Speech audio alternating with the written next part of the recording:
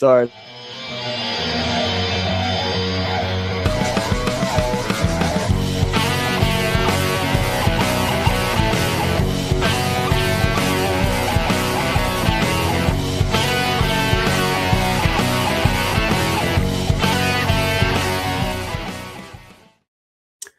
Welcome back, Rangers Ed fam. I'm your host, Little Ed, and we are here with you live this week for episode 163, sponsored by Lucarelli Law. If you're in New York or Florida and need some legal advice, reach out to Dom Lucarelli and tell him the boys of Rangers Ed sent you. I am joined by my co-host, Coach Ed, and our producer, Dom, over here on my left or my right. I can't really tell. But with nothing going on in Rangerstown this week or recently, tonight's going to be a Coach's Corner themed episode as we look at the surprising Colorado getting swept by Vegas and Carolina being anxiously comfortable with a 2-game lead. We have Nick behind the scenes on the ones and twos. Hopefully we still got Dom ready with the whiteboard and keeping you got an eye on you guys in the chat there. So if you have anything to add, as always, you'll get put up on screen. And we also have a new addition to the team this week behind the scenes, Isaac, who will be helping Coach Ed along with some key analytics to balance out the eye test that Coach Ed and I seem to lean towards usually. So this season and this offseason, I guess moving forward from here, Isaac will be helping us out with ideas and stuff for the episodes, and we're really looking forward to that. So we have another huge Steve Valiquette fan on the squad, which is good to hear. So hopefully Isaac, and we'll be coming up with some good back and forth with Coach Ed and I and stuff with some analytics, a good segment for you guys for the regular season. So we're really looking forward to that, adding something else to our content belt, if you will. We got Chris, as always, K. Miska in the chat. I love that. Love to see him back. We've missed you for a little while. Yeah. So, Coach, how are we feeling tonight after seeing some magic of your boy Torts come alive in front of our eyes?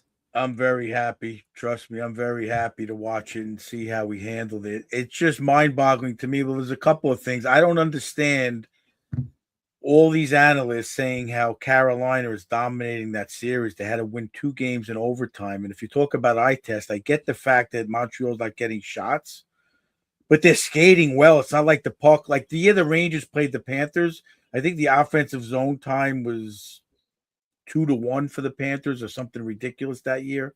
And that was the big issue. I don't see that in the Montreal series. I see Carolina clogging lanes and playing well defensively. Don't get me wrong, but Montreal's in the game. It's not like they're on their heels the whole game. So this, to me, that series could still go either way.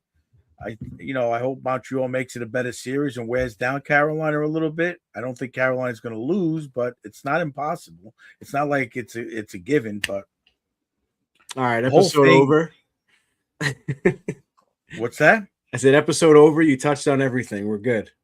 No, I was just talking about Carolina, but the Colorado series, I know Dom predicted it, right, Dom? Or Nick? Well, Dom? yeah, I was gonna say we'll get into that. Let's introduce our producer / co-host tonight, Dom over there, hitting us with some great video content on socials. Helping me out with my playoff bracket board by Little Ed's Workshop with all of our predictions and outcomes of the series. So, Dom, what's going on tonight? What's up, guys? Just excited to talk some playoff hockey. I've been watching some really frustrating playoff hockey, but yeah, no, it's always fun. Like Coach touched on that Carolina series. It's not over yet. I know people are talking about how it's over, and especially, I don't know if everybody saw that pass in overtime that led to that overtime goal, but I mean, Montreal's just got to pick it up from there and kind of get back into it. But I think they have a chance to come back. You're on mute, bud. You're on mute. Yeah, so like I said, tonight will be a coaches themed episode. We're going to touch on both series. Without a doubt. But before we get started, I wanted to shout out the Knicks. Probably as close as a Knicks jersey as you'll see me in.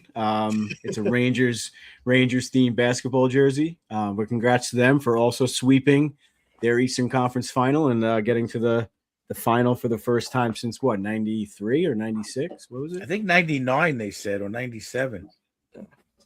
Well, I could be wrong. Maybe Isaac can contradict me on that one. Yeah, there we go. So shows how much of a Knicks or basketball Isaac, fan is your we first are. challenge. No, I'll hop on real quick. It was 99. 99. I only heard it on the radio. That's why. LeBron was actually in high school. Yeah, LeBron was in high school or just going into high school last time Knicks made the playoffs. So that gives you a little retrospect.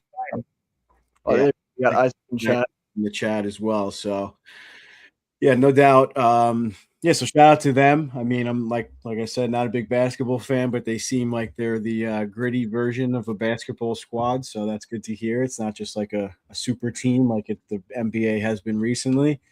But yeah, enough. It looks like they're going to play that San Antonio with that 7'5" guy. You guys see any see any highlights on him?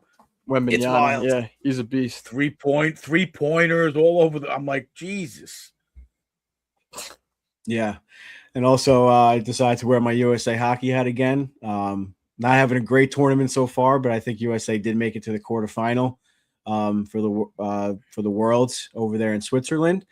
And yeah, we got confirmation from EJ Radick. Speaking of that, he's over there in Switzerland covering the Worlds right now. But when he gets back, he said he'll come on with us for our draft preview episode the end of July or end of June there. So that's big news for the Rangers Ed listeners out there. So definitely tune in for that. Our full June schedule will be coming out on probably Sunday night or Monday morning this week or the end of this week. So definitely keep an eye on that. If you don't follow us on our socials, please do. If you're listening on just audio, head on over to YouTube for all of our content and head on over to Instagram, TikTok, X, Facebook technically, even though we're not too active over there. But all the socials, toss us a follow and you'll see all of our announcements, how to keep up with us for the rest of the off season and all of next season. So boys, that's enough for the updates. Let's get into the episode here. We touched on, or Coach Ed touched on the Vegas sweep there a little bit. But what I wanted to focus on a little bit was the way Colorado handled the series. Although it was a sweep, they played a lot of games without their key players being healthy or in the lineup at all. Nick graced us with some Colorado winning percentages with or without. But one we did not discuss or he left off here is what was it? Lehkonen was out for pretty much like all of the playoffs, right? Or at least the last two rounds. So that's a big miss or a big hole in their lineup. I actually had him on my little fantasy survivors pool. So he probably would have gotten me some points late in the round there as a lot of my other guys dropped out, but it's okay. I won the first year, can't win it every year. So here we go. With Mikhail Makar in the lineup, the Colorado has a 688 winning percentage. Without Makar, 581. With Gabe Landeskog in the lineup, although he was healthy these playoffs, it just shows how important he is. 583. And without, actually, this is showing that they're better without Nick, or did you mix those up? No, that's actually the percentage. Without Landeskog, they're a 619. Okay, so they're slightly better without Landeskog, which is interesting. And then with Nathan McKinnon, 606, and without McKinnon, they're also better at a 622. So I guess that shows actually how important Cale Makar is to the lineup. Obviously, he wasn't in games 1 and 2. He came back in game 3 and game 4. But you got to think that he wasn't at 100%. And Vegas came in right off the bat with a pretty big hit on him. I think it was Barbashev, if I'm not mistaken. Yes. So yeah, Coach, I guess my question to you is like, how do you coach or how do you head into a series? I know we've never really coached this. Actually, yeah, we have at Chaminade. We had a 3-game series for the championship. But how would you go into a series without your best player, especially a key defenseman, power play, penalty kill, you name it, all aspects of the game? Well, I think that's a problem. I guess we could call it a problem. When you rely on those key players and you're not getting that, I mean, it's happened to other teams before. I don't really know the stats for Colorado as far as their second and third level scoring, but it's they got Kadri after the trade deadline, so he wasn't a part of the team the whole time. Those guys have to step it up. It's the bottom line. Because if you watch that Vegas series, even before McKinnon didn't have a goal in 4 games. So to me, I experienced this at the Stony Brook level. We played Columbia, and they had that guy that was getting a hat trick every game. So my theory was I'm putting one guy on him, and we're going to beat them with the other 4-on-4. And that's what it's got to come down to. And you know what? They didn't have an answer for that. Vegas stifled McKinnon. McCarr got hurt, played hurt. They stifled him, and they clogged up areas. McKinnon never got that full speed from blue line to blue line where he was able to do what he wanted. Very rarely. I'm not going to say never, but they definitely contained him and had a plan, and the whole team bought in. And if you listen today on the radio, the guy Coughlin and one other guy hardly played all season. And they bought in, and they didn't play scared. Tortorella said he was so proud how they didn't play scared because the speed. Natchez is fast. These guys are fast, but they didn't panic. And with McCarr out or playing at say 70% or whatever percentage you want to give it, Vegas's defense outdid theirs. That's the bottom line. Tays didn't step up. He showed that without McCarr 100%, he's more of a average or a little above average defenseman. He wasn't able to play a big game in the big moment, and you just have to tip your hat to Vegas the way they handled the neutral zone and in the defensive zone, how they got the puck out of the zone, never gave up on any board battle. Yeah, you mentioned that tactic of like we'll call it like shadowing the other team's best player. Which is obvious, which is actually something I forgot to bring up on recent episodes. I was listening to Kessler on Spit and Chicklets recently, and that's what he said. Like, why don't teams just shadow McDavid or shadow Ovechkin and whatever? Like, it's not really like the way of coaching anymore. And you and I have done it. My college team did it when we went to the Nationals that one year. We beat UNC Charlotte, I think, had like the best player in the country at the time or whatever. It's like kind of like a no-brainer. And I said it for years, like with Ovechkin scoring from that same spot on the power play. It's like just shadow him and challenge the other 4 guys on the ice to score. Then it's just a 4-on-3 penalty kill. You know, what's the difference? Dom, did you guys ever do that? I know you're a goalie, but did you ever experience something like that in college or your playing days of just like keying in on like the best player? 100%. We actually played Army. We played their club level team because they had a D1 NCAA team, and we played their club level. And there was this kid on Army They're who was so maybe, good. Oh man, they had a kid who was like 6'8", from that like 6'5" to 6'8" range. He was humongous, and he would just barrel through the neutral zone, and he could play. And he could play 100%. All those kids could play, but we had the level on him because he was a threat. All he would have to do was stand in front of us. And I was short, but there was other goalies who were, 6'2", 6'3", who couldn't see around him. He was so good in front of the net, and we literally had to create a game plan around that. And I don't think teams do that anymore. And it was so tough.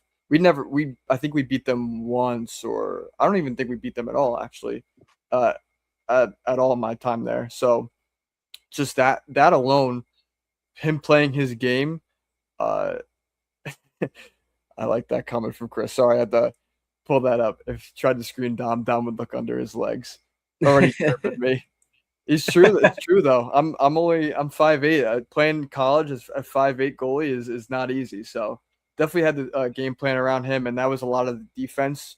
And they did a really good job of cycling and rotating, and that's an important thing too. I think Coach knows as well. You guys both know how important it is to cycle and switch off guys, because as soon as they know you're locked into them, they're gonna try and do everything possible to get away from that shadow and that screen. So, now, Dom, from a goalie point of view, this is another thing I learned over the last couple of years. I don't remember where I learned it. It might have been Valaket, but it's so quick. It's so hard. These guys are so fast. The forwards in the defensive zone have to take away certain areas that the goalie knows they're going to take away. So say they're guarding McKinnon on that Ovechkin office. right? If that goalie knows he doesn't have to worry about that cross-ice one-timer from McKinnon, he could focus more on the shot from McCarr or Taves from the point on top, where he doesn't have to cheat. He doesn't have to react as quick. So it's a trust issue. And if it's in your mind, you do a quick little shoulder turn, you see McKinnon's covered. Now you could focus, come to the top of the paint, challenge that screen shot, take away an angle down low. There's so many more options you could take as a goalie if you know McKinnon isn't the threat. I mean, that goal McKinnon got, who was the team they played before this? Against Minnesota to send him to overtime. That was ridiculous. They just let him. They took like 10 seconds and he hit him over the shoulder. But you got to force him to take that shot from the wall. If you can't defend that, Minnesota played it. They kept saying, "Oh, the guy should have challenged him." Come on, the goalie should have stopped that. It wasn't that great of a shot. So they did their job as far as isolating him against the wall, which is Vegas did a great job, and Carter Hart was equal to the task. He, with a goalie, it's a 6-man unit. People don't realize that. Trust me, I learned this over the last 2-3 years about how players. Like a lot of times we're watching a guy guard the point and we're like, why doesn't he go challenge him? He's angling his skates to make him shoot to a certain spot. The goalie knows this. So on a screen, he could cheat left because he knows that whole lane is taken away. You know what I mean? So there's a lot of factors and Vegas was a master at it. Yeah. And that's where trusting your goalie comes in too. You trust the whole thing. And we talked, I know we talked about, or at least I did, how I thought the Avalanche goaltending was quite suspect, and I gave them a very low grade on our socials. Also, quick chime in as well. It is my old boss in chat. Wow, small world. Yeah, small world. What's up, Chris? I know exactly. I'm not gonna say your last name, but what's up, man? How are you? But yeah, no, it's a trust factor, and I think the Avalanche goalie was super suspect. And I mean, again, to stay on that point, I don't mean to cut you off, but I'm pissed off because when they dominated and they beat LA in 4, all you heard about, again, they had the play-by-play guy on from Colorado. All he did was blow up the goalie tandem and say how great it was. Was not an issue. NHL radio. No one said it was an issue till this series. Yeah, well, I didn't hear anything for 2 to 3 weeks. Now all of a sudden, we don't know, but these guys got the 62 wins or whatever the number was, and there was no question of goaltending. They should have shared a Vezina possibly. There was all this talk all year. Now all of a sudden they weren't good enough. Come on, give me a break. I mean, I'm not saying I disagree with you. I don't think they were good enough. But I'm saying no one said any of this coming into the playoffs. Mm-hmm. Because it shows one word about their goaltending being whatever you want, a liability. Yeah, it shows how important McCarr is, though, defensively as well. And that's what I was going to say. I mean, that could really make or break a team. And I'm not saying that they weren't good, because I actually think Wedgwood was quite decent. I'm not a big Blackwood fan, especially that guy played great last night. That guy played great. Yeah, I mean, but it's hard. Neither of them have that playoff experience that I know Carter Hart doesn't, but he still had some. I think he had playoff experience back in Philly for a year. I think back in 2023. Isaac, if you want to look that up, putting you to work already, dude. Sorry. But no, I think he's had playoffs in the NHL, but I don't know if he won a Memorial Cup or he was involved. I think he did. Okay. Yeah. Well, yeah. I mean, whatever. He has that mental look. Goaltending's very difficult, but yeah. But I'm sure. I was going to say this as well. I'll let you carry the rest of it. But 2020 playoffs in the bubble, he had it. Okay. Thank you, Isaac. But yeah, I'll let Lola take that, because I know how important McCarr was on the defensive side as well. People don't talk about that as much, and it puts a whole lot of confidence when your best defender is on the ice for a goalie. So I'm sure you agree, Ed. Yeah, without a doubt. I mean, I guess going back to those winning percentages is teams can can figure out, I mean, it's another important thing that I'm sure we're going to discuss when we talk about Vegas is like the depth of your lineup. And like, that's also something that Colorado or like analysts were saying about Colorado all season is like how deep they are. And I don't even like players like Brock Nelson, like you didn't hear much about him as like towards the end there.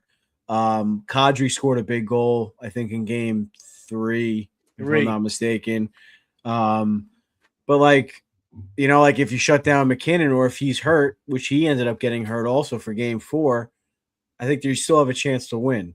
If you're out your best defenseman in the NHL this era, I guess you'll call it, if not everyone else steps up, like Coach Ed just said, like Devontae's, like there were chirps about him not being able to handle the power play.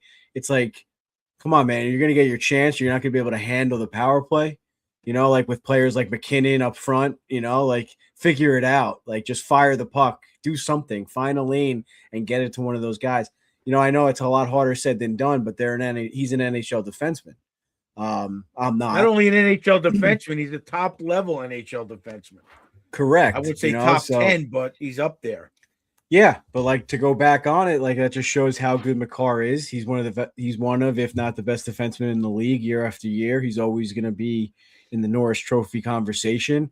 And even last night when he's probably like his arms probably hanging on by a thread and like his hips probably still not feeling too great from like the first series, he was like skating unbelievable last night, making breakout passes, going back, twirling, you know, like him and Quinn Hughes, like the things that they could do while skating backwards and pivoting and whatever, and still seeing the entire ice is out of control. But yeah, I mean, he's just super important. It's very difficult, like I said, especially with other guys not stepping up. I think they even showed the rest of like Colorado's defensive core on NHL Network. I was like, who are these guys? You know, like they obviously had like a really good regular season. They won the President's Trophy, which we'll get to in a little bit. But, you know, once they got to the playoffs, like the defensive core wasn't anything really to shake your head at or whatever you want to call it. Tip your cap at, I should say. And without Makar in that lineup or part of the defense, they don't really have much. And I guess you kind of look at Minnesota the same way without Quinn Hughes playing the 30, 35 minutes or whatever the hell it was. They don't really have much either. They have Brock Faber. Faber. And who else? Who am I thinking of on their defensive end? Yeah, but they're all kind of like more defensive-minded guys. They could chip in offensively here and there. But if you don't have that star all-around defenseman this era, it's very difficult to win. Especially getting to the end. And that's another reason to tip your cap to Vegas because they're missing Pietrangelo. If you want an analytic from Makar per Money Puck, the Avs had an expected goal percentage, shows how much the team controlled play, of 64.6% with him on the ice in the playoffs and 48.3% with him off the ice. I know I stumbled over that a little bit, but if you guys are watching on YouTube, it's up on your screen. So yeah, that just shows how elite they are with him on the ice and how below average they are with him off the ice. I mean, but you have to, as a coach and an organization, have a backup plan. You know, that's the bottom line. To me, the issue with it is playoffs is a whole different animal. In the regular season, obviously, I didn't invent that saying, but in the regular season, you play the Devils. We lose to the Devils. We go on to the next game. We play the Capitals. When you're playing a team best of 7, and it's every night, you lose game 1. You need to figure out why you lost it quick and how we're going to improve on it, what they did to stop us, and we got to counter it. Colorado didn't have that answer. Their defensemen were very comfortable during the season, like you said, but they weren't able to get out of that forecheck, and Mitch Marner had a lights out series. Lights out. The guy showed he's at another level. He earns every dollar he's got. Eichel. And made some plays that I couldn't believe. And they didn't have an answer. Hannafin as well. Yeah, I texted you guys. Hannafin's he played unbelievable. He's just he doesn't have like the skating ability and stuff as these other guys, but he's all over the ice doing everything he possibly can. He's a little bit grittier, I think, than Makar and like a Quinn Hughes, obviously. But he did great with Team USA as well at the Olympics. He just brings that little extra edge to the lineup or to the defensive core.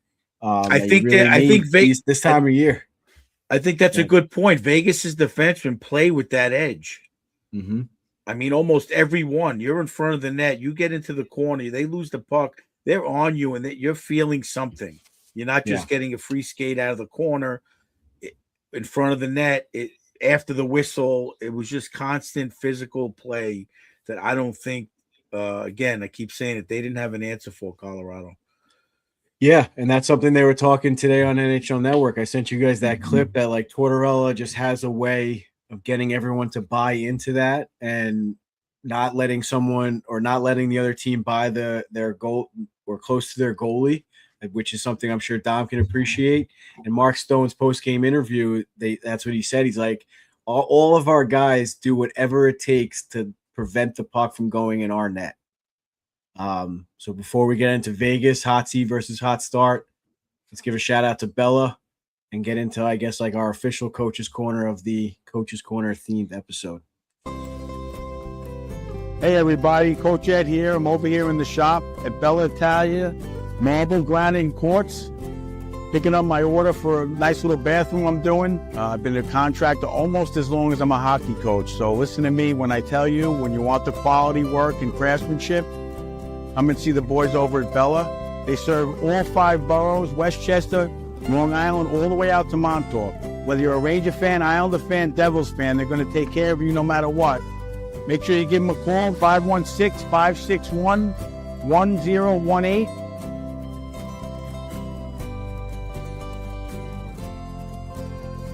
Let's go Rangers.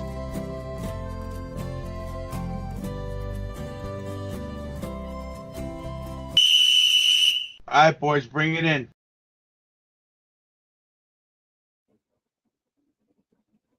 Shout out to our boys over at Bella, always taking care of Coach Ed with his projects and his customers. If you're redoing your kitchen, bathroom, whatever, give Bella a shout or go over to their showroom on Lawson Boulevard in Oceanside. And if you really want some expertise, give Coach Ed a shout on his Instagram, Coach Ed's Doghouse, and maybe he'll meet you over there and help you out with your next project. The Instagram information's up here on the screen, so if you're not watching on YouTube, you should be. But you can find Coach Ed at coach_eds.doghouse. And like I said, Bella Italia Marble over on Lawson Boulevard in Oceanside. They have a great showroom, and you can meet the fellas, and they make you feel like family, right, Coach? Yeah, they'll get an espresso too, so.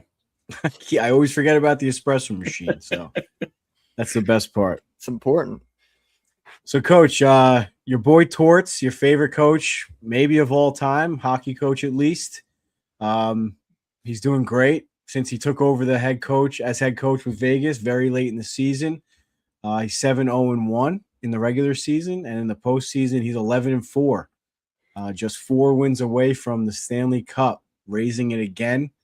As you said before, one of the first coaches to do it with 2 separate teams, or one of the only coaches to do it with 2 separate teams. Only 3 other coaches have done it. That's pretty unbelievable. It's a pretty unbelievable feat, as we touch on all the time. It's a journey to win the cup. You got to grow with the team. You got to be trusted with the team. But this is kind of the opposite. Torts comes in late. He's had a hot start with Vegas, while he swept someone who seems now to be on the hot seat after winning the President's Trophy. So, Coach, first question is, the President's Trophy curse real?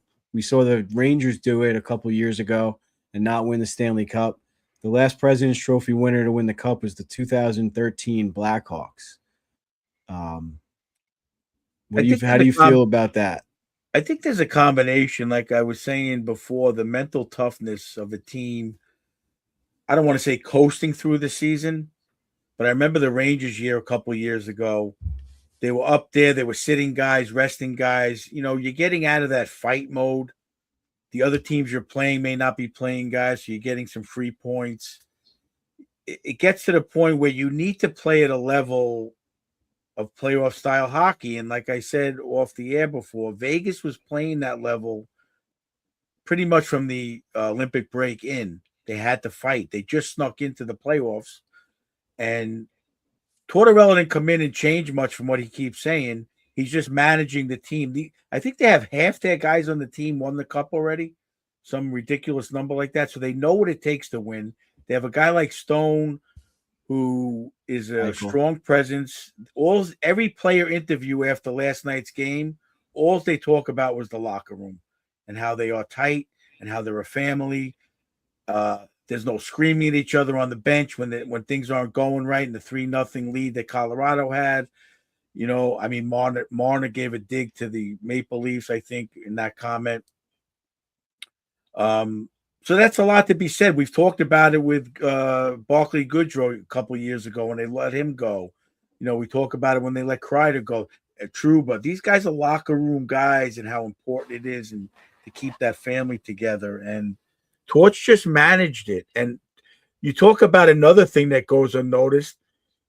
He doesn't do the press conference, gets fined. The whole season could have collapsed, and he would have been the laughing stock of all coaches ever. And the team just didn't even make a big deal about it. They had the GM had a press conference, it said this, that, and the other thing. And the team didn't even care. The players didn't even care. They just kept going about their business and got it done, you know. And you got to credit Torts for managing the personalities. Like Dom would love this analogy. I've said it many times before. Joe Torre with the Yankees. You got to manage personalities, and that's not an easy thing to do. But I don't think Vegas has any of those egotistical personalities on that team, so it's probably easier for him.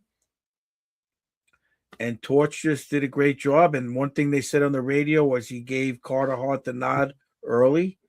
So mentally, his mind was in the game from game one that I'm going to be the guy. There was no issue with Wedgwood and Blackwood, who's starting, who's not. You know, you could be good teammates all you want, but as far as goaltending duos, but it's a lot easier to play as a goalie when you have the confidence of the coach and the team behind you. And Torts did a great job of that. Dom, you want to touch on that? I mean, that's a good point there. I'm getting this all down right now. So this is good stuff. I told you I had the whiteboard. No, let me see it again. Let's see while you're up on the big screen there. Well, we got Joe Torre. Talking about the managed personalities. Spell Torre wrong. First of all, what kind of an Italian are you? I'm trying to write quick. It's shorthand. Yeah. I'll erase that. I'll write that down later. But no, I mean, I love that you know what you said about him managing personalities, especially with Carter Hart, giving him that nod right away.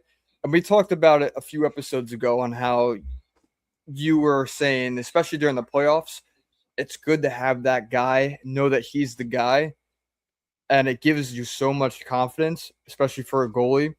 So yeah, he came in and just kind of managed that locker room so well, and he knows all those guys are professionals and know what they have to do to win, especially guys like Stone.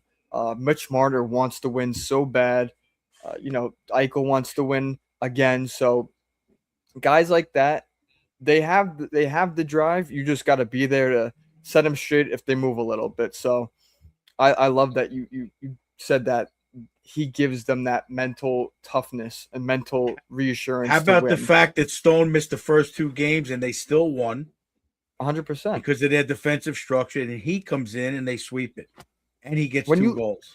When you lose a captain, that's no big deal. That's not no big. That's that's no small thing in the playoff. Yeah, I'm saying that's a big deal. That's no small feat. Like, that's your captain. That's the guy that leads the locker room.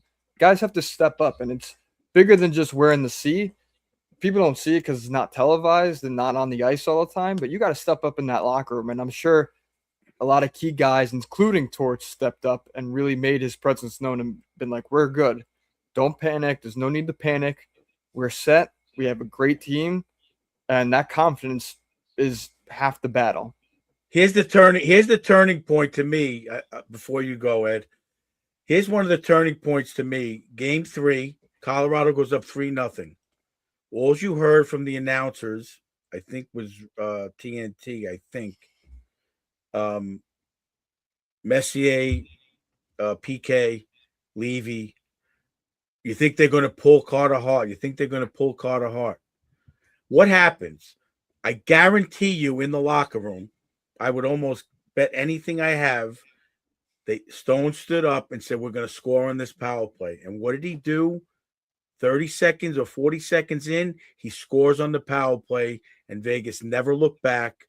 You talk about giving Carter Hart confidence, not pulling him, no pressure. These things, those decisions as a coach I can't even describe under that kind of pressure. I've never had that kind of pressure at that level, obviously, but that's got to be, that's a gut feeling that a coach has that's been coaching for over 20 years in the NHL. And that was a big, big turning point, not pulling him after a 3-0 deficit. That looked like Colorado was going to run away with it. I said to Kathy, this game's not over. I didn't know if they were going to win it like that, but I said, this game is not over. I said, if they get one early in the second, the game's not over. And they just went with it, obviously. The rest is history. Yeah, I was thinking the same thing. I mean, I said something similar to Lindsay, and we've seen it how many times this playoffs already of teams coming back of 3-0. I mean, the old whatever saying in hockey is the worst lead in hockey is a 2-goal lead. I think it might be 3 goals now. You really change it. You need that 4-goal lead. Didn't Minnesota do it too to Colorado? Was it Minnesota or I forget? It was another. No, not to Colorado, because that was the first loss for Colorado. There was another big comeback game. I forget which one it was, but whatever, not important. But yeah, super exciting for that, to watch that, and it was just like a masterclass, just all around. And I said to Lindsay too, like, she was actually talking to me, and I was like daydreaming. She was like, "You didn't hear anything I just said?" I was like, "I'm really sorry. I was just thinking about like what Carter Hart went through the last 2 years of his life. I can't imagine just sitting in, I don't want to go too into it, but just sitting in a courtroom and just thinking like your life is over. Now he's 4 wins away from hoisting the Stanley Cup. And like you guys already touched on, for Tortorella to have coached him already in Vegas or in Philly, probably saw that fire in his eyes in Philly, and now sees it again in Vegas. And a lot of his teammates have said it the same thing of like the preparation that he does in terms of goaltending, like to win each game is something to show, or whatever you want to say. And Torts recognizes that. And like you guys say, like even through that rough game or whatever, like he stuck with him and to give that mental reassurance. And Vegas won the cup with their backup goalie right now, who's making $6.5 million or 6.25 or whatever a year, so it's pretty wild how things can change. And Torts just really, like you guys said, puts that mindset into people and puts that belief into people. And I think Boyle said, like, he really wants to win so bad, but he also wants the people around him to be there with him, and I think that really stood out to me. And I think that's important to really note for a guy like Torts. He comes off as like such just like hard-nosed, like guy in the media and whatever, but behind the scenes, he would do anything for his squad, do anything for his players. And even like off the ice, you hear about him all the time, like taking care of like sick horses. He's got the farm in Connecticut, and he has like he's a foster for dogs and stuff like that. He has like an adoption for sick animals, and like you always hear these good things about him. He does a ton of stuff for the military because his son's in the Marines, I think. Like he's just such a good guy, and like he's just such a team first guy all around in every aspect of his life, and it's just good to see him get rewarded again, and that kind of thing rubbing off on his players, But looking on the opposite end of it, Coach, we got Bednar, who just got swept, just won the President's Trophy, like we said. Seems like he's on the hot seat and could be Colorado could be taking a page out of Vegas's book and being a little cutthroat and maybe getting rid of Bednar and going in a different direction. What would your thoughts be on that after Bednar led them to a Stanley Cup? Like I said, another President's Trophy. They did it again, I think, a few years ago, the President's Trophy. I forget which year that would be. But yeah, I mean, what were your thoughts on that here and now on the radio all day today? I mean, from a coaching standpoint, it drives me crazy that these guys, the success they have. You look at Gallant with the Rangers that, Laviolette, the next year they get fired. It just drives me crazy how the trust is just lost immediately. I don't understand it. I do from a business standpoint, but I don't, because how are you going to build a team and constantly change coaches? I know he has one of the longest tenures. I happen to love him. He's successful at every level. I think he's the ultimate hockey guy. His looks, you just watch him on the bench when they pan to him. He's got those eyes. He's just looking around. And he's thinking and he's watching and he's looking. I mean, I just think he was struck by these injuries and they got screwed. It was just bad timing all around. Last night I was going to put it in our group chat. My theory is, and I don't know if it's going to happen because of the Cassidy situation, which we'll talk about. I think he's going to be the next Edmonton coach. And he's going to win the Stanley Cup with Edmonton. That's my theory. You're on mute. You think Bednar is going to get fired from Colorado, or you think Bruce Cassidy is going to be the next coach of Edmonton? No, I think Bednar is going to get fired. And I don't know the deal with if they'll let him talk to Edmonton, because I was thinking about that after the fact. But I think because they're in the Western Conference, obviously.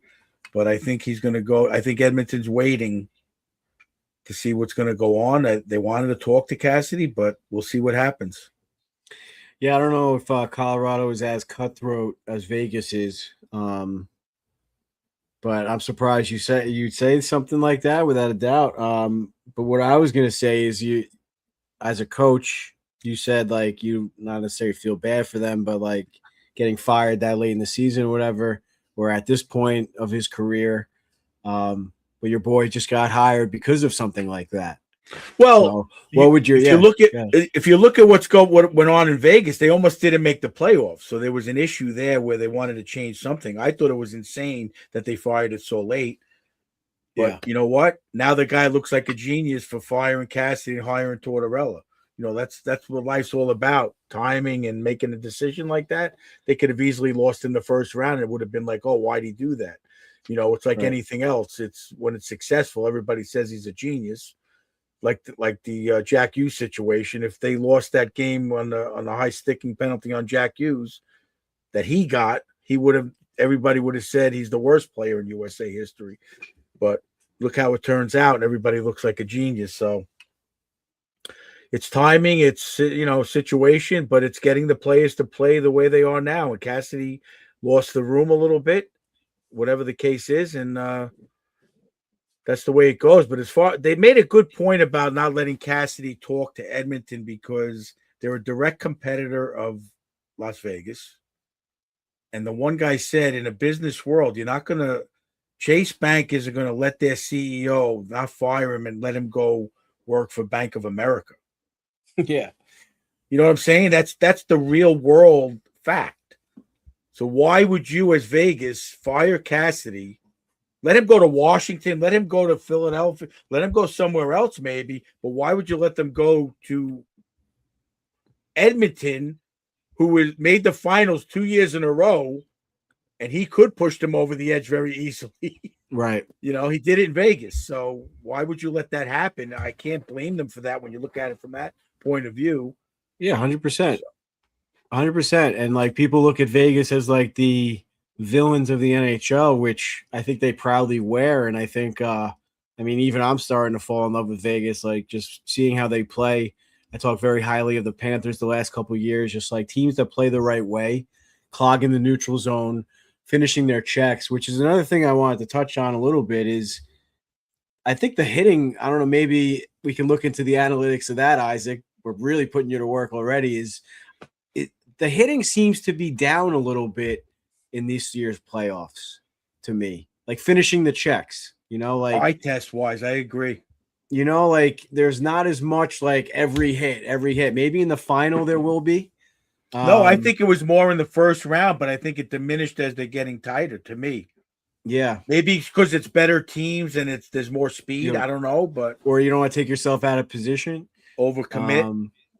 Yeah, that's something that I've definitely noticed while I was watching last night. But But at the same time, like Vegas doesn't have to put on like those big hits. They're just putting on, like I said before, like this masterclass of like really just clogging the neutral zone and not letting anything through, and 2 men on the puck or whatever. Like they're defensively just, the structure is just on point right now, and they're peaking at the right time. And they keep saying they're not giving a ton of credit to Torts with like the systems wise and stuff, a few tweaks here and there. But like you got to give them more credit than what they are. I feel like as far as the system goes, Dom, you touch on it again. Like being a goalie playing in Torts' system has to be like a dream of like blocking shots and giving up the body and stuff like that. And just you see that in real time, and like you see the impact that he was able to make. It just really like just shows like how important coaching is in this league. It's not just all about the players. It really is, like Coach Ed said, managing personalities, pushing the right buttons, trusting Carter Hart. You know, we can go on. And Bednar simply might not have had the tools, didn't have the buttons that he could push. One last thing I wanted to touch on before we move on from this series, Coach Ed, obviously, if you want to touch more on Torts or anything in general, you're welcome to, Dom, as well. Yeah, I do have something else to say, but go ahead. Well, real quick, on this or something else? On Torts. Well, go ahead. You go first, and then I'll close it out with what I want to talk about. I think it was Boyle who said on the NHL Network, the fact that when he walks in the locker room and says something, he said it's just like almost mesmerizing. So to me, when a coach walks in like that and he's got the attention of players and players listen, and like you said before, they buy in and they want to sacrifice their body for the better of the team because he could sell it like on a military level, like you said. That's what it's all about. I mean, we're watching the games. Kathy's so into it this year since the Olympics, and she's like, this is like a war. These games are like battles, you know, and you just see it, and you have to buy in like that. And you know what? It's an analogy. I don't want to compare it to going to war because obviously your life is literally on the line. But to sacrifice yourself for your teammates is a similar mindset. And not every guy wants to do that. I'll go back to Panarin. He's not doing it.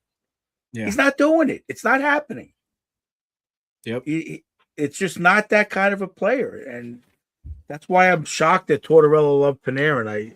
I don't know about that still. But anyway, that's what I had to say about Torts, the way his presence is just, you know, players just look at him. Boyle said when he came to the Rangers and he first met him, he's like, you're either doing it his way and buying in, or you're gone, or you're not playing. There's just no other way to look at it. So yeah, maybe that's the effect he had in that locker room. Definitely. It's really the mindset. I think maybe going back to the military again is like no one is better than the other person. You know, you guys Correct. are all equals here. We're all going for the same thing. We're all trying to win. We're all trying to achieve something. Eichel obviously scored a big goal the other night, but he's not seeing the score sheet every night. He's shutting down McKinnon. He's shutting down so-and-so. Everyone's got to buy into that mindset, you know, and that's what Coach Ed and I have been preaching pretty much for our entire coaching careers, or at least mine, and I'm sure Coach before me. But yeah, like we keep saying, pumping towards his tires. But it's just amazing. Dom, you have something to touch on that before I ask Coach one more thing about Bednar? Oh man, you know it. I mean, I'm back on. I got a little sad face in there too. But no, I'm really surprised about Coach saying that he's going to go to Edmonton. I think that's a really interesting. That's just my prediction. I'm not saying it's definitely happening. It's the feeling I'm getting. Yeah. Oh, you don't have Elliot Friedman's cell number? I know I used to be very negative about Sam Rosen, and I changed my mind after meeting him, but I can't even listen to the radio when Elliot Friedman or Dan Rosen is on. I just can't. Cut that. He was on today. I had to change the channel. I put music on. It's an interesting thought to have that, you know, that guy could be coaching McDavid and how well he did with McKinnon and, you know, developing Makar and getting all these younger guys to get on that level of how to win, because he's a winner. That guy's a winner. And I think that's what Edmonton needs, is that winning mindset. So, you know, let me ask you a goaltending question also. When Colorado won, 2 years ago or 3 years ago, who was their goalie? Darcy Kemper. Yeah, exactly. Yeah. He wasn't anybody. He wasn't a top 10 goalie in the league. Mm-mm. He was as good. I think Blackwood or Wedgwood were just as good as him. Yep. So I'm not blaming it on the goalie. I'm sorry. Just like I don't blame it on Skinner with Edmonton. He got them to the finals 2 years in a row, and you're going to blame the goalie? No, I agree. I don't. I personally look. I'm the first one to say the goalie let in soft goals. I would say it to my goalies that I'm coaching. You know, they got to be mentally strong. Yada yada yada. I'm the first one to put blame on whoever is to blame, but I'm not going to blame the two goalies on Colorado for them losing to Vegas. I'm sorry. It's not like Vegas scored 8 goals, 7 goals. It didn't happen. Yeah, I mean, you can't take an offensive team like Colorado and say, "Hey, Wedgwood, you can't let in more than 2 goals." Come on. Well, we were talking about it before. How look at that defense. You know, we had Burns, who was a fossil. No offense to him. Sorry. I'm glad you brought him up. I don't mean to interrupt. Yeah. But Burns, I'm watching the series before this against Minnesota. I love Burns. I always loved him. I think he's amazing, but he's done. I'm watching him on the ice. He's literally just spinning around looking to see what he needs to. He's just out of it. I'm sorry. In his heyday, he was good. He was in San Jose. He was fantastic. Even in Carolina, coach's favorites. Yeah, I love Burnsy, but I'm watching him play, and the game has definitely physically. He's still tough, but he's not what he used to be. The and speed. He can't be. It's the speed. He's a good 6th defenseman if you have him on your team at 41 years old, but he can't be playing 25 minutes. Yeah, no, and that's what they needed from him. And right, Car was out. Yeah, and I mean, look, even Chris agrees with us. So no, I mean, it's for real though. He cannot quarterback a team. Like you said, great 6th defenseman, somebody with Makar on your team. He's a good locker room presence, good veteran guy, very smart. But man, he cannot step into that top 4 role and play with Devin Tays, who, although his point stats were decent this playoffs, he didn't look good, and neither of them are top 2 defensemen that could start for your team. And the rest of that roster, you know, names that I don't even know. So, I mean, Burns was making passes on the breakout, just sending it around the boards, not even looking up and making plays, sending it to guys on the wall. And Vegas was just challenging it, winning the battle right back in the zone.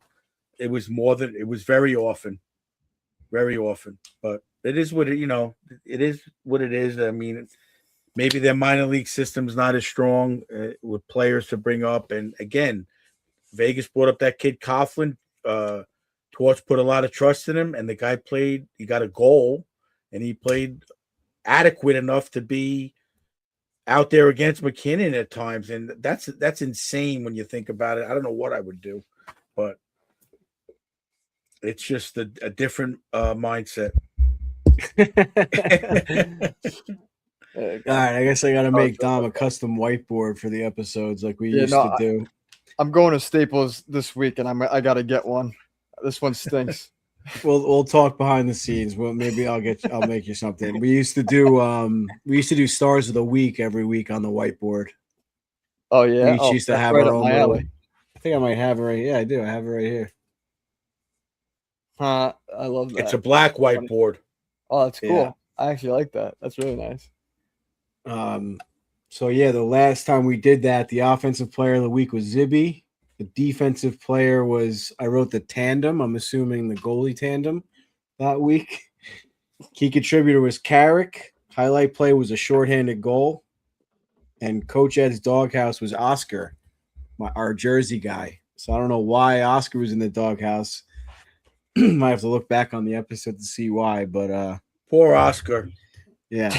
Well, shout out to Oscar. He's coming on our episode, the 17th, I believe. Nice. It might be the 10th. I think it's the 10th. June 10th, Oscar will be joining us to discuss. We never had him on to talk about the Winter Classic jersey, the preview.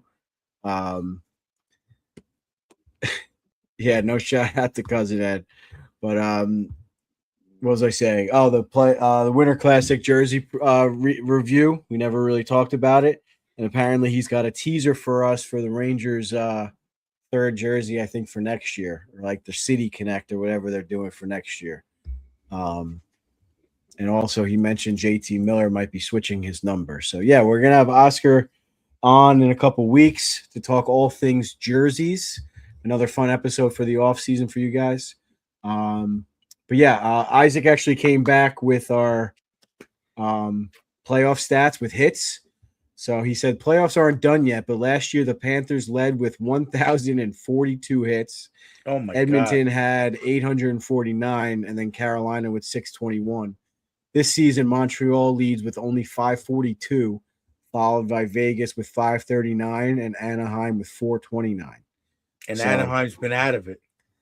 Unless there's another 500 hits in the Stanley Cup final. Looks like that the lead. Well, then your eye test proves true then. Yeah, I mean, like I said, it's just not as much like just every time you touch the puck, you're getting hit. There's a little bit more, I don't want to say time and space, but there's a little bit more skill involved, I guess, this year, lack of a better term or whatever. But yeah, definitely something I noticed. But you still need to be tough. I think the toughness is really showing in front of the net and really getting the puck to those like hard areas or whatever you want to call it. Yeah, I think that's where the teams are really shining, that really want to pay the price, like Coach Ed always says. And let me take this Colorado thing a step further. I keep thinking of things. What was their power play percentage in this series? It was like 1 for 18 or something. For Vegas or Colorado? Yeah, for Colorado. Isaac, another stat you got to find. What's their playoff power play percentage? And what was it against Vegas? And you want to blame it on? No, this is a different one. You want to blame it on the goalies? Yeah, without a doubt. I mean, the Stars didn't come out, and Vegas definitely shut them down. But Isaac came out. Another one, according to Money Puck, Vegas won the expected goals battle by a pretty wide margin every game but game one. I'm sorry. They controlled play basically throughout the entire series. The Avs goaltending was not the issue. Isaac, you're going to learn very fast. I don't want to hear that expected goals. Just stop the puck. Yeah. Anyway. Real quick, Coach, I'll answer your question for Isaac. I got you covered. But in that third round, they were 1 for 10, so 10%. 1 for 10. Yeah. You have McKinnon before he got hurt. McCarr at 70% is still better than most guys. Natchez, Kadri, you had all these guys, and they were 1 for 10. Well, no McCarr in games 1 and 2. All right. Well, you have Taze supposedly or somebody out there. Do like Vegas, put 5 forwards out if you have to. You know what I'm saying? Vegas puts 5 forwards out. They don't make an excuse that they don't have a defenseman to quarterback. You know, I mean, come on. That could be on the coaching. I don't know, but all season their power play wasn't good. Yeah, that was one of their weaknesses. Yeah, definitely. I mean, even with McCarr healthy. And that's another thing, too, is what I said to you guys in the chat today is Vegas is going to the Stanley Cup final with 39 wins or 38 wins in the regular season. And that's only 5 more than the Rangers. That's insane. So it does show that the West was a little weak. And I know the schedule is a little bit more balanced now, but that might say something for Colorado's success as well. But yeah, it's just, I mean, it just shows how hard the playoffs are. It really is a brand new season. I mean, we saw it in Philly also. I mean, they didn't make it as far as Vegas, of course, but you really just got to get in. You saw it with LA, when they beat the Rangers. You see it kind of all the time. St. Louis did it. Even Buffalo made some noise. They turned their season around. So playoffs really are just a different animal. But let's go over to the East in the other series there. Big talk was rest versus rust. So I wanted to get Coach's thoughts and give our thoughts on what we thought about games 1, 2, and 3 so far in the Eastern Conference Final. And I guess game 4 is kicking off right around now or in a few minutes. They're playing tonight, right? Yes. Yeah, so we'll try to wrap up the end of this episode so everyone can go watch that game. Thanks for sticking with us. So, Coach, what were your thoughts on the whole rest versus rust conversation? Obviously, Carolina was kind of taken aback a little bit by Montreal's speed in game 1, and they were on their heels, made a lot of mental mistakes, which is what you harp on it quite a bit with our teams. So, how would you approach, or how do you think Brenda Moore may have approached keeping the Hurricanes focused in that time? That's a long a tough stretch there. What was it, like 14 days or something crazy? It was 12 or 14 days. I think it was 12 days. That's a long time to not be in a competitive game. And it's like they talked about on the radio a lot. It's almost like, I mean, you could do battle drills in practice. You could do scrimmages, but you still can't go all out. You don't want to hurt your teammates. You don't want them blocking shots in a practice. You don't want to, there's certain things that you need to do in a game that you're not going to do in practice because of that reason, to get an injury, obviously. I think it's just got to be a mental toughness. I think team building would be important in that situation. I think they came in, they got that first goal early, and they might have been a little overconfident after winning 8 in a row, and Montreal is a very resilient team. I mean, the eye test shows to me that it's a better game than the stats are showing. I don't think they're going to be able to win getting 13 shots on goal a game, personally, in the 7-game series. I would be shocked. I'm not saying it's impossible, but I would be shocked if Montreal can sustain that. But to me, I'm seeing a game where their speed is doing well. They're getting pucks deep. They're getting shots to the net. They're causing chaos, but Carolina's doing a good job of clogging the zones like Vegas and not letting a lot of shots through. I mean, again, maybe let's put Isaac to work even more. What's the shot attempt stat? Is it more compatible than the shots on goal? I was trying to explain that stat to Kathy over the weekend. We went out east for a couple of days. We watched the games. She goes, I don't understand. They're not getting a lot of shots on goal. I said, yes. But it looks like they're getting more than that. I said, no, those are shot attempts. They don't hit the goalie or go in. They're not shots on goal. So I'm still trying to explain delayed penalty, which it boggles her mind. What did we used to do before Isaac is the question, because it's getting out of control. I'm sorry, Isaac. Now that I have you in the back pocket, you got to work. Yeah, you're screwed. No, that's funny. I'm saying eye test wise, what do you guys think? I mean, I don't see it as a lopsided series. 2 overtime games. The game Montreal won, they beat them handily. I thought they beat Carolina. Carolina played tough. They had to win 2 overtime games. The puck goes in either way. I think what's his name hit the crossbar in overtime for Montreal. Yeah, last game. It was last game. It was right before Carolina scored. So, and they had a goal disallowed. So that game, the series could very easily be 2-1 Montreal. Mm-hmm.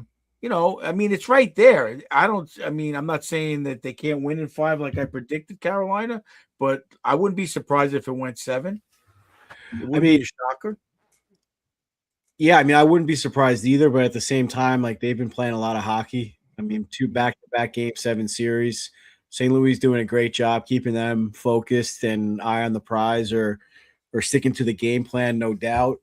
But the biggest thing for me is, like, Coach, I'm a big thing on, like, volume in terms of shooting and shots, especially like when hockey gets down to this whatever this time of year or whatever, like, with not a lot of time and space out there, which we talked about, is like you really just got to get the puck to the net. Yeah, I agree.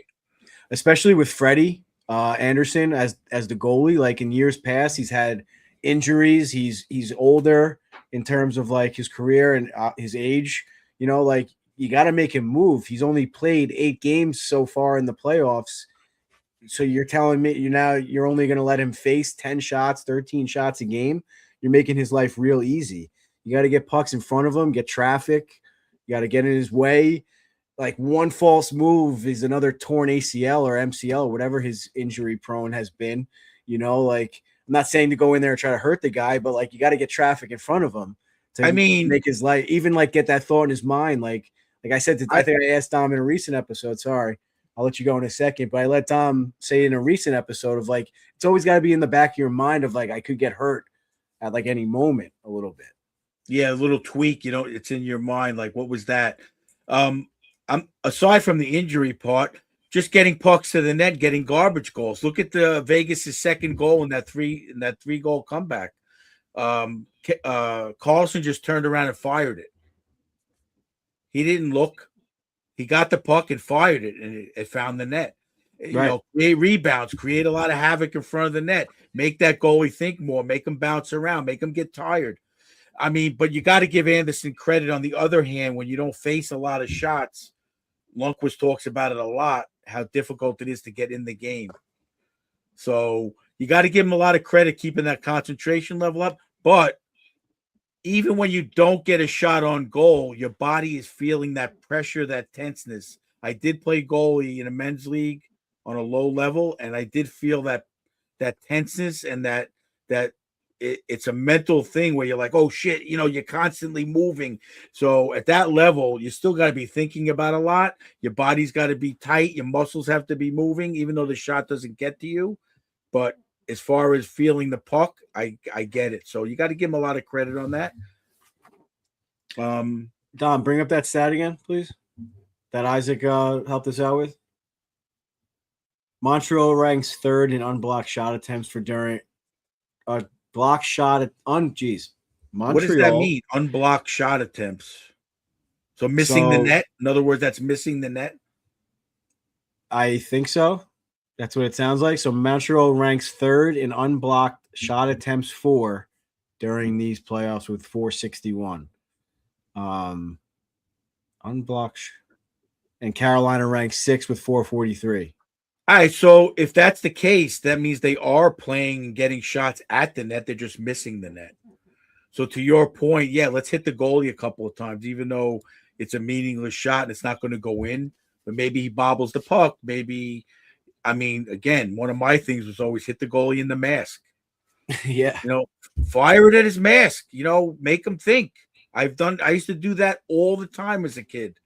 First shot in the first period, first shift, hit him in the mask. Now his mind is a little, hey, it's a mental game. It's all about who's mentally stronger. I see Dobish ducking a lot. Hit the goalie in the mask. Dobish caught a few.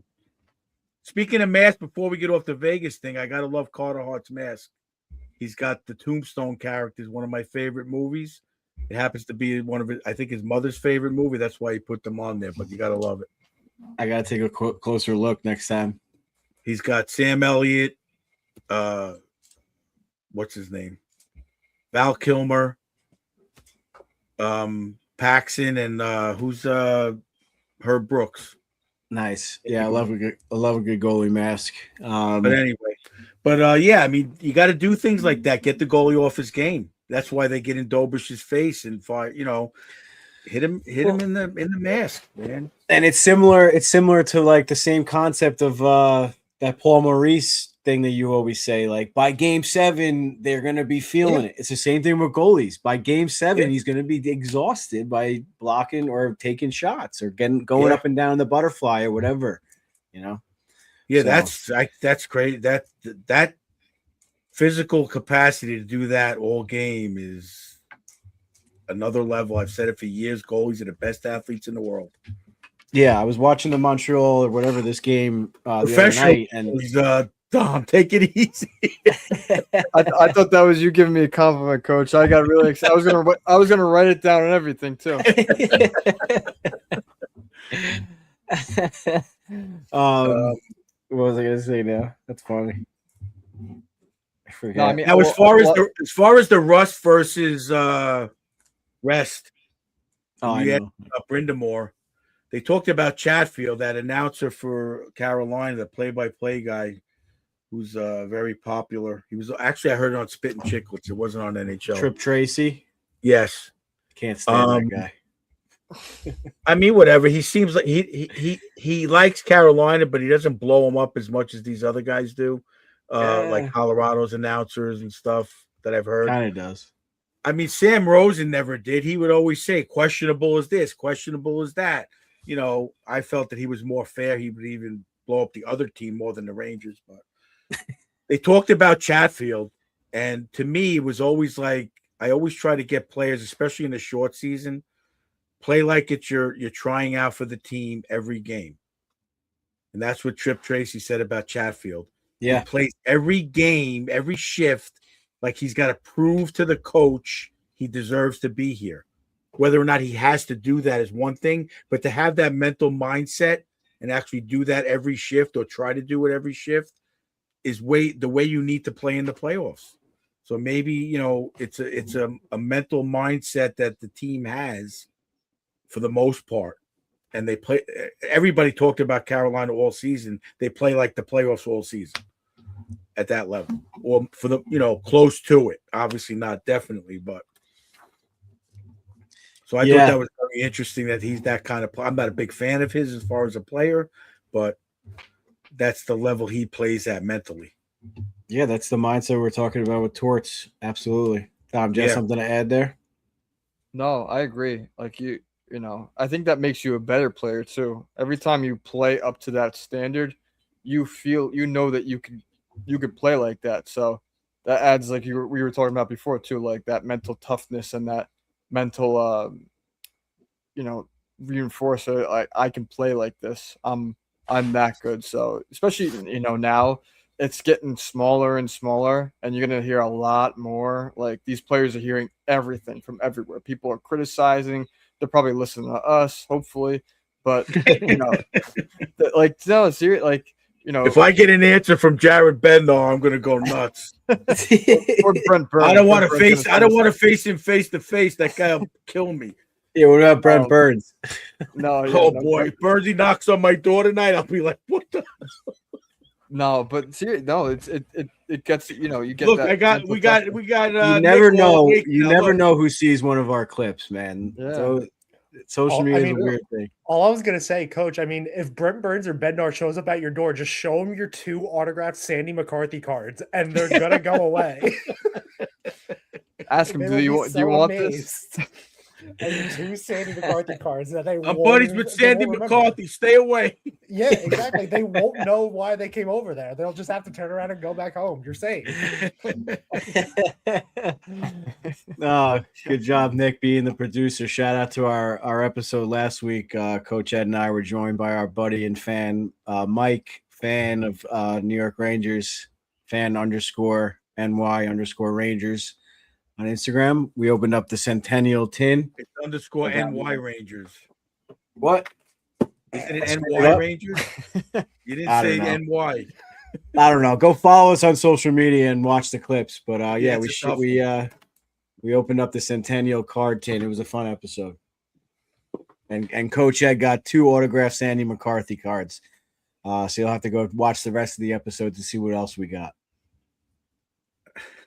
That's funny. Hilarious. What I was going to say about Montreal is what I noticed too is they're a big cycle team, you know, and it looks like they're almost like waiting for like the best scoring opportunity instead of like just getting the puck to the net, like I said, and just trying to get that garbage, which Carolina does, Vegas does, which now that I'm thinking about it, might be like another curse of like playing too much hockey. It's like, you know, you're trying to find the right play, like, you know, like certain plays aren't working, so you're you know what I mean, like you're playing too much, so you're like you kind of feel like you're too much in the groove a little bit. I mean, like I said, I'm not discounting them, counting them out in this series, but I just don't see that winning in the playoffs. Yeah, you could have some of that, but not the whole team. And I'm just surprised St. Louis doesn't know that. Obviously, he knows how to win. But maybe it's just that they don't get it yet. It's a learning experience. Obviously, if they'll take this experience into next year, they're going to be a team to be reckoned with, I think. Well, I'm sure St. Louis. Slavkovsky tailed off a little bit after the first series. So, yeah.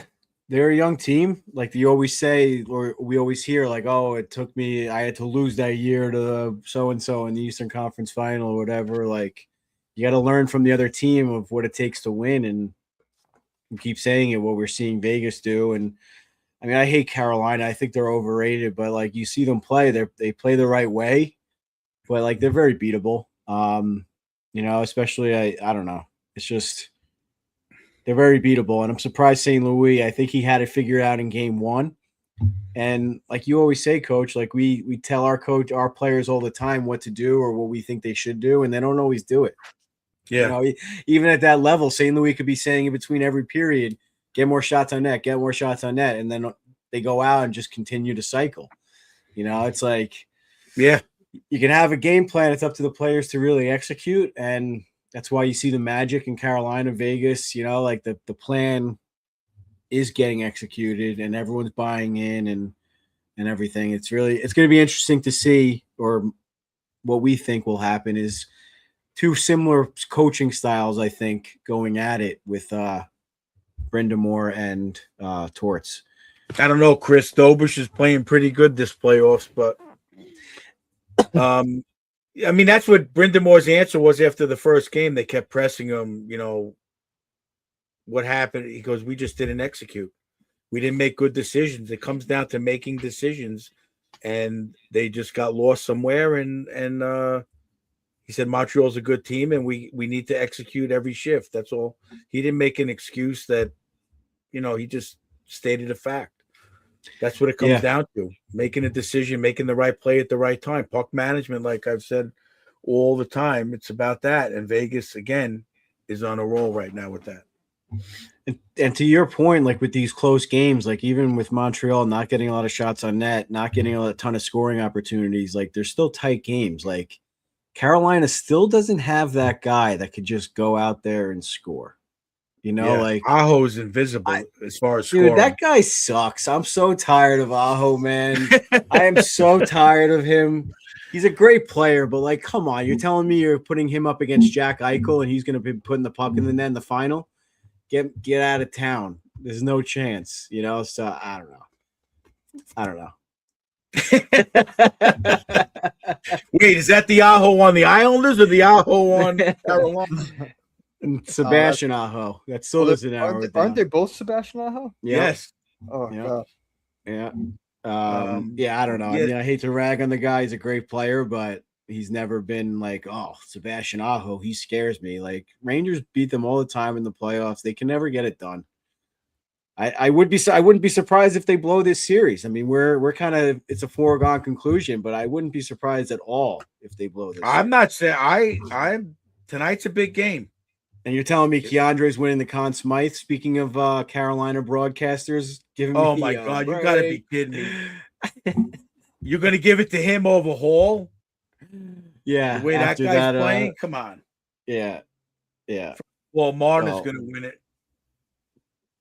Yeah. Well, actually, before we get into the blind rankings, I won't be here next week while you guys record. If it ends up being a little Stanley Cup final preview, I'll give my Conn Smythe winner before we go.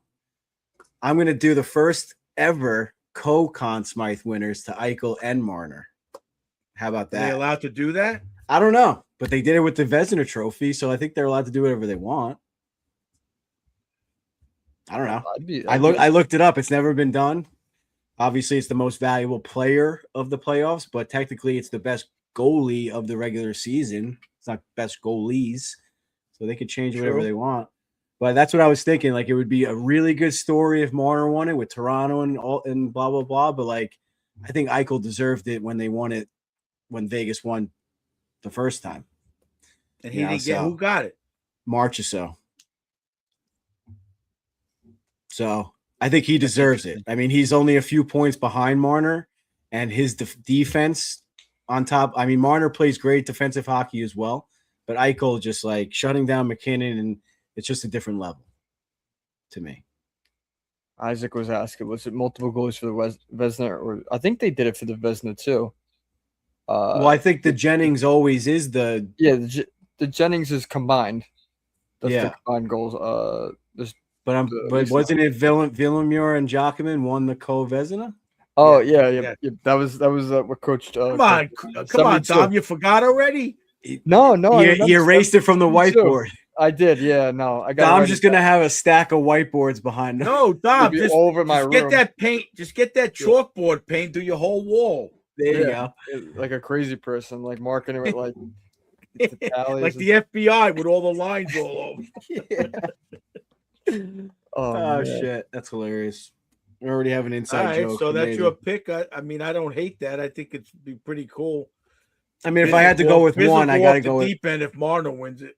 Well, if I had to pick one, I got to go with Eichel. I mean, like I said, his defensive stats and stuff are just. I mean, Marner's having a phenomenal season points wise or playoff season points wise, but Eichel's right up there too. Plus, he does the defensive stuff more so than Marner, I think. The way Eichel, that puck, I say it all the time. I saw him live against the Islanders. The way that puck is on his stick, it's like on a string. It's insane when he stick handles in certain spots. But a lot more respect for him after seeing him with Vegas. That's for sure. Yeah. So yeah, still got Carolina in 6. Obviously, Vegas is done. I'll let you guys give your Conn Smythe predictions next week without me or whatever. I just wanted to sneak mine in there. So let's bring Nick back on, close out the episode with some blind rankings, playoff coach edition. So they're going to hit us with not all 16, but they can pick any of the 16 coaches that started out in the playoffs. And Coach Ed and I are going to rank them as a team like we've been doing. So what do you got for us, boys? Yep, fellas, I'm going to be starting you guys off. And we got Torts in there as our first option. Oh, come on. Oh, that's an easy one. I gotta give him one. Yeah, I gotta go with number 1 for Torts. I mean, this might be recency bias. We'll see what else you have up your sleeve. It looks like Nick's got a plan, but yeah, recency bias, and I mean, I guess not recency. We've always been Torts people over here, so number 1, baby. All right, so Torts is number 1. Your next guy is Mr. Rod Brindamore. Coach. I mean, he's got to be 2. He's got to. Let's go 3. Let's go 3. Yeah, I just hate Carolina, man. You know, there's got to be. You got to give the guy. You got to give the guy credit. He's not. I know. He's not an egotistical guy. He's about the team. I like Brindamore. I'm not a fan of the team. I don't want them to win, especially since Keandre's on it. But you can't blame him for how the team has done over the years, I guess. But I mean, there's always something to every situation, so you never know. So yeah, let's go with 3. All right, we'll go 3. Make things interesting. Next up, we got Lindy Ruff. Oh, there you go, Coach. My other dinosaur pick that got railroaded off the Rangers bench. Maybe Quinn should have listened to him a little bit more. Well, let's think about this for a second. You have Tocchet still left on the board, possibly. There's a lot of good coaches out there. You got St. Louis potentially. Now, was this just based on playoff performance or overall? No, just your or our thoughts on them in general, or heading into next season, however you want to think about it. You got to give him number 2. You got to give him number 2. How he turned Buffalo around. I'm sorry. Okay. I mean, Marty St. Louis there too, but what he did with Buffalo, I mean, they started off like 2-10-2 or something. It was the only team they beat early with the Rangers, I believe. All right. I'll trust you. You're the coach. I'll go with 2. That's fine with me. Yeah, I got to give him number 2. I play for Lindy. All right. So at the 4th coach, you have Tocchet. Rick Tocchet. Yeah, see, I mean, if I had to pick, I would have put him at 2 and Lindy Ruff at 4. But whatever, it is what it is. So we got to go him 4 then, right? Like I said, they 5. Could still have St. Louis. And they could have Bednar. I mean, this could be you don't like Bednar, I guess. I love Bednar, but because a lot of good coaches. Because he couldn't turn him around in the playoffs. Yeah. He's not up there. I love Bednar as a coach. If we didn't have Sully, I would love for the Rangers to have him as a coach. I love that. I'm trying to think of who else we're missing. Oh, we could get what's his name? They could give us Penguins. What's his name? Dan Muse. Dan Muse. I'm gonna be 1,000% honest with you guys. When coming up with this list with Dom, Dan Muse never crossed my mind. I couldn't even tell you who coaches Utah. I'm sure if you said it, I would be like, "Oh yeah, obviously." Didn't cross our mind either. We had a. I got to go with Tocchet as 5. 5? All right, I guess so. Let's go with. All right, yeah, that's fine. 5. So this might be our first spot open. Yeah, 4th spot is who? Who is it? Marty St. Louis, baby. All right, yeah, can't go wrong with that. Can't go wrong with that. I mean, if anything, we could have flip-flopped St. Louis and Lindy Ruff, like you said, because St. Louis went further in the playoffs. But well, I mean, like I said, it depends on how you look at it. He beat the Sabres, so I think I would like to play for a guy like Tocchet. I think he reminds me of you a little bit. No, I like Tocchet. I don't dislike him, but there's a lot of good coaches in the 16. Yep. Good list. Good job overall. I think that was another fun blind rankings. Good job, guys. The Utah coach and Dan Muse might be knocking on your door. Yeah. Well, now Lillard's got Sebastian Aho coming to his house. So. I'm not worried about that, Dom. That's not like Burnsy knocking on your door. That's true. That's true. 6'5", 225. Yeah, tattooed up, beard down to the floor. Yeah, I'm no NHL player, but did you guys see between? I might get beat up by Aho, I think maybe, but I think I can hold my own at least. Did you guys see between periods last night? Burnsy was down to just one skate, one shin guard on. He had nothing else on. No pants, one skate, one shin guard between periods. They showed bizarre. The locker room. So weird. Yeah, and he was tying up the one, like he completely got undressed. Wow. He had a tank top on with his tattoos out, one skate, no pants, no hockey pants. Hockey pants. But he was wearing pants in general, some kind of cover up. Yes. Yeah. He had. You guys didn't see that at all? No, I can't. That's so weird. I would. Yeah, he had nothing I feel on. Like you feel like so. I would hate take off anything during. Like I would. If anything, the most I did was this kid used to bring a blow dryer in college, and I would blow dry myself to kind of like stop myself Get from the being sweat so wet. off. Yeah, like my sleeves, my hands, especially like my inside my gloves, but they do that in NHL. They have. I mean, we don't have access to showers and everything they have. Yeah. Yeah, I mean they have a lot more time in between periods, but I mean I would take my top stuff off every once in a while. Obviously, retie the skates.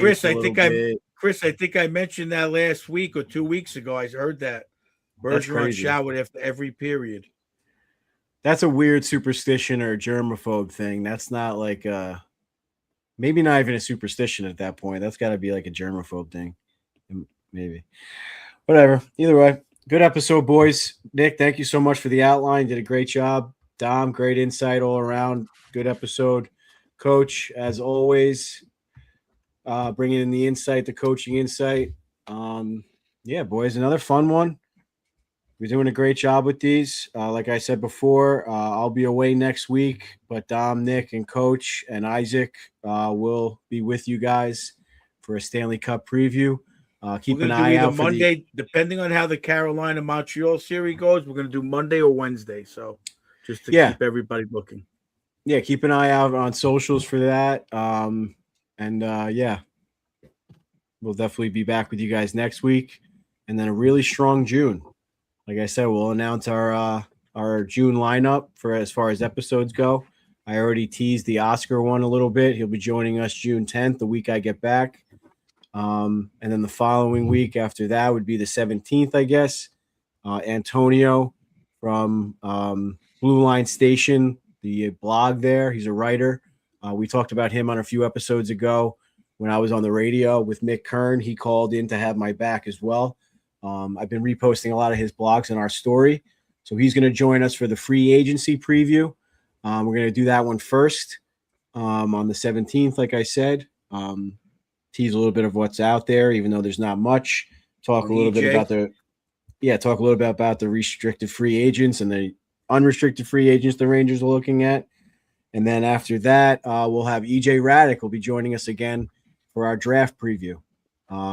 We talked a little bit about the prospects, but obviously we don't know nearly as much as EJ would in terms of the NCAA prospects, the junior prospects, and things like that. So he's going to grace us with his very little free time again. So shout out to EJ. That'll be on the 24th, I guess, June 24th. Yeah, so that one might not be a live one. We might pre-record that one depending on when EJ can jump on with us. EJ's got to be going crazy missing all these playoffs because the time is like the middle of the night, no? Yeah, it must be tough over there in Switzerland. I'm assuming I should message him to bring me back a piece of chocolate. He'll definitely find it funny, that's for sure. Our Antonio's sister lives in Switzerland. Wow. Old Country Tile's daughter lives in Switzerland, and they gave me chocolate.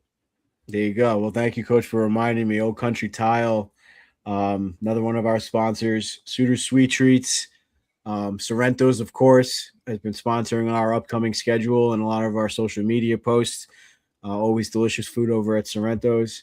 And O'Brien's Bar and Grill. If you're looking for a Knicks game, definitely can't get into the Garden right now if you want to pay anything under like $5,000. So I can't even imagine what those tickets are going to cost. I'm telling you, like $5,000. You can't get into the Garden for under $5,000. So yeah, second best thing is O'Brien's Bar and Grill right outside the Garden. Head on over there for your pregame. Maybe you can catch a last minute cheap ticket, quote unquote. But if not, you can hang out there all night and enjoy some good food, good drinks, and plenty of TVs. Hang out over there with Mike and Pat at O'Brien's Bar and Grill. So shout out to them, our most recent sponsor. And I think that's it, boys. Like I said, great episode. Love you guys. You guys have anything to add? No? Just all right. Brent Burns. Watch out for Brent Burns. Let's go Rangers, and let's go Rangers Ed. Let's go Rangers Ed. Love you guys. Great job, fellas. Let's keep it up.